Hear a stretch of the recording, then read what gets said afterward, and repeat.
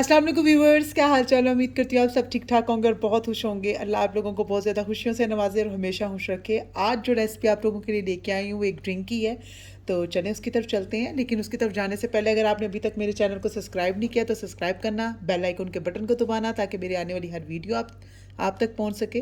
मेरी वीडियो को लाइक करना और शेयर करना ना भूलिएगा। तो चलिए रेसिपी की तरफ बढ़ जाते हैं।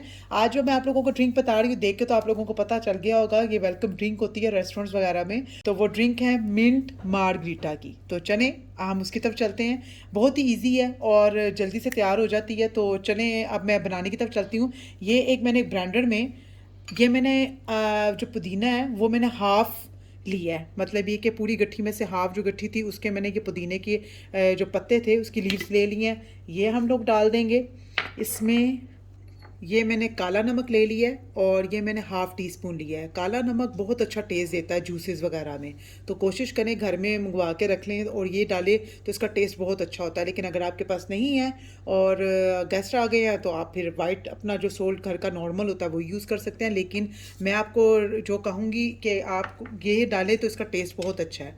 तो ये लेमन मैंने ले लिए हैं। ये मैंने 2 टेबल स्पून ले लिया लेमन का जूस, फ्रेश लेमन का जूस जो है वो ले लेना है। और ये मैंने 2 टेबल स्पून, क्योंकि 2 ग्लास बना रही हूँ तो उसमें 2 ही टेबल स्पून जाएंगे शुगर के, ठीक है।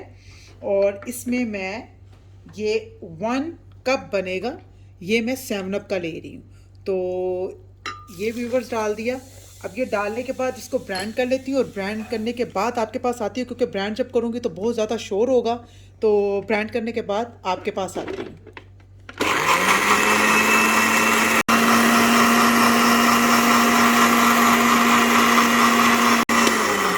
अच्छा व्यूवर्स, इस कंडीशन में आके जब इसको आपने बिल्कुल अच्छे तरीके से ब्रांड कर लेना, तो ये मैंने आइस क्यूब्स ले लिए हैं, ये आपने डाल देनी है। और अब इसको अच्छे तरीके से ब्रांड एक दफ़ा फिर कर लें।